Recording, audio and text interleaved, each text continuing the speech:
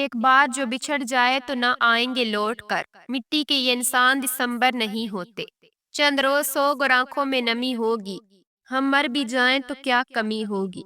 کھونا مت کسی کو کسی کے بہکاوے میں آ کر، بہت مشکل سے ملتے ہیں سینے سے لگانے والے۔ نہلا دھلا کے پھر مجھے مٹی میں رکھ دیا، پتھر پہ لکھ دیا کہ سویا ہوا ہوں میں۔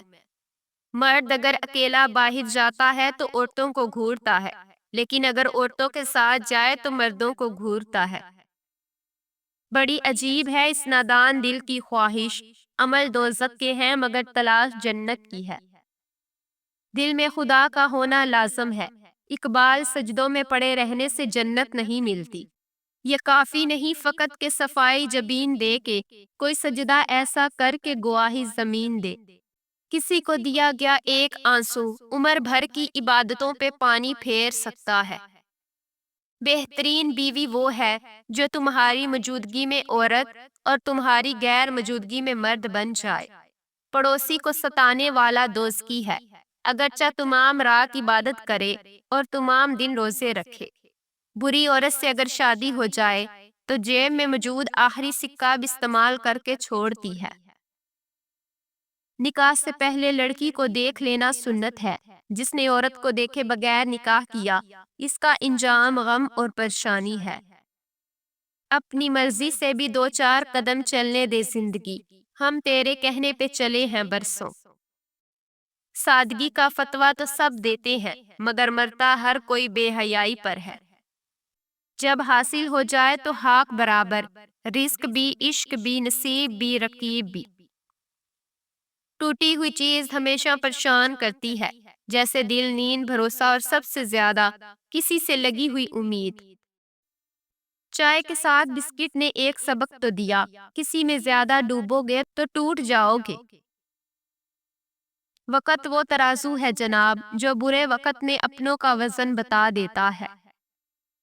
من پسند شخص کا کوئی متبادل نہیں ہوتا، نہ خواب و خیال میں، نہ زمین و آسمان میں۔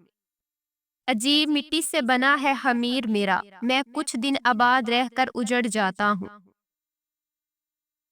نوٹوں کی گڈی میں خون سے زیادہ طاقت ہوتی ہے، جو رشتوں اور ضمیر کو خرید خرید کر کھا جاتی ہے۔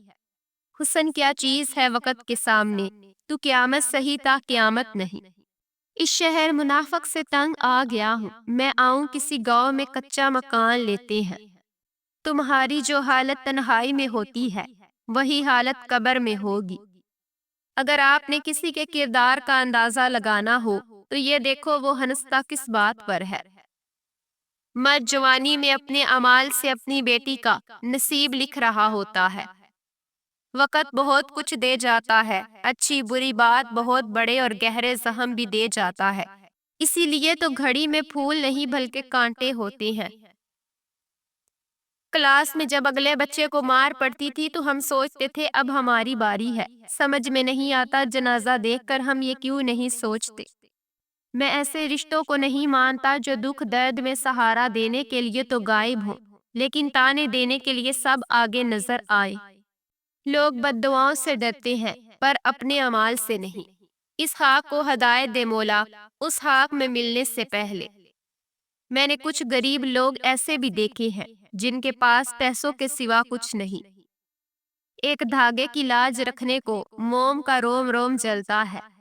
لگا کر آگ شہر کو یہ بادشاہ نے کہا اٹھ ہے دل، میں تماشے کا شوق بہت جھکا کر سر کو سبھی شاہ پرست بول اٹھے، حضور کا شوق سلامت رہے شہر اور بہت۔ مشکلیں دینے والوں سے بڑا مشکلوں سے نکالنے والا ہے، یہ بات سمجھ آ جائے تو مشکل زیادہ دیر مشکل نہیں رہتی۔ آپ ان نوجوانوں کو کیسے اس بات پر قائل کریں گے کہ تعلیم کامیابی کی کنجی ہے، جو اپنے ارد گرد تعلیم یافتہ لوگوں کو غریب اور مجرموں کو امیر پاتے ہیں۔ وسائل پر قابض لوگ غریبوں کو بتاتے ہیں کہ بھوک خدا کی طرف سے آزمائش ہے۔ ضروری نہیں کچھ غلط کرنے سے دکھ ملے، حد سے زیادہ اچھے ہونے کی بھی قیمت چکانی پڑتی ہے۔ انسان سب کچھ بھول جاتا ہے، بس اپنی بے قدری نہیں بھولتا۔ جس کے آنگن میں امیری کا شجر لگتا ہو، اس کا ہر عیب زمانے کو ہنر لگتا ہے۔ نبی کریم صلی اللہ علیہ وآلہ وسلم نے فرمایا، سب سے بڑی زیادتی کسی مسلمان کو بے عزت کرنا ہے۔ تا عمر ایک ہی سبق یاد رکھیے، تعلق اور عبادت میں نیت صاف رکھیے۔ کسی کو اتنا پیار دو کہ گنجائش نہ چھوڑو، اگر وہ پھر بھی تمہارا نہ بن سکے تو اسے چھوڑ دو، کیونکہ وہ محبت کا طلبگار ہی نہیں بلکہ وہ ضرورت کا پجاری ہے۔ انسان کو جتنا لگاؤ رزق ہے، اگر اتنا لگاؤ رزق دینے والے سے ہوتا تو اس کا مقام فرشتوں سے بڑھ کر ہو جاتا۔